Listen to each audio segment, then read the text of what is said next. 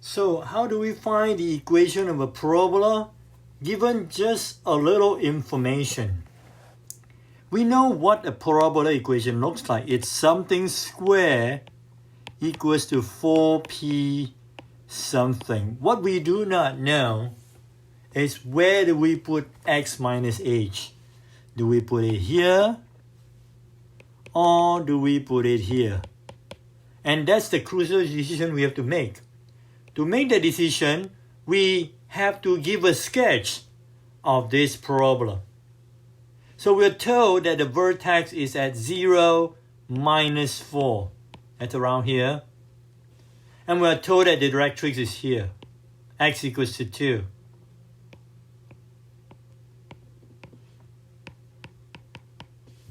So a parabola should not cut its own directrix. That means my parabola probably looks something like that. It opens on the left. If it opens on the left, we know that the x has to be here. And so therefore, this has to be the container for y. Another good thing we know is the vertex always gives us the h and the k. So after writing it down, we see that we have completed finding this. First, we know the equation type.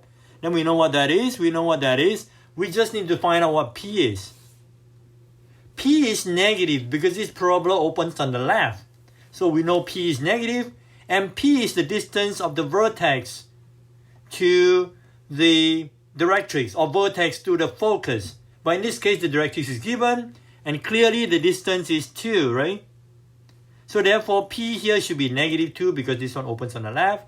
So putting them together, the final equation of the parabola is y minus 4 equals to 4, p is negative, so negative 2, x minus 0. Simplify this and you will get the equation of the parabola. How about the ellipse? How do you find the equation of an ellipse? We know ellipse equations are like that. Something square, this one is with the bigger number, plus something square, this one is with the smaller number b, is equals to 1. But the next question will be, does x minus h goes here? Or does x minus h goes there?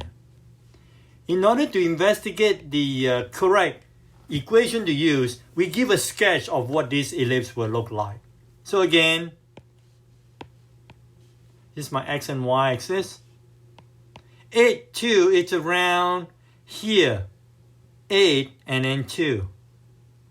Negative 2, 2 is around here. Negative 2, 2. So if the vertices is like that, then this thing opens up horizontally. So if we open up horizontally, your x must be above the bigger number.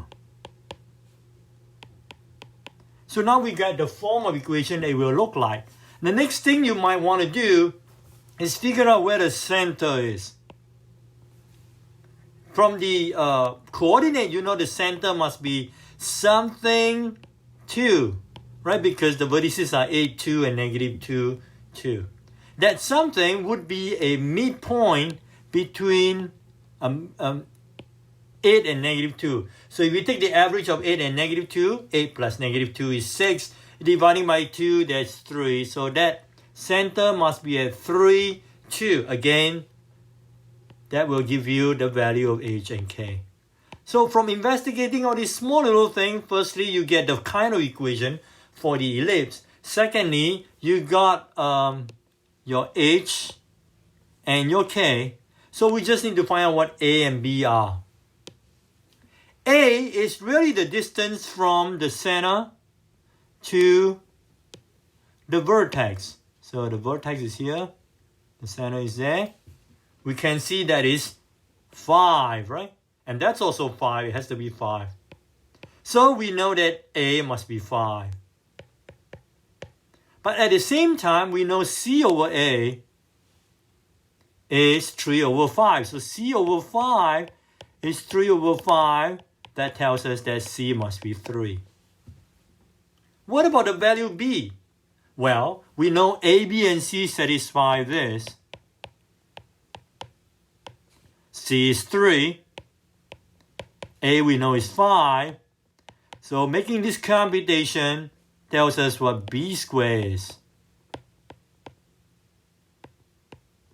Knowing what B squared is, we know B. So then if you know A and you know B, you can now write down properly the equation of the ellipse in standard form.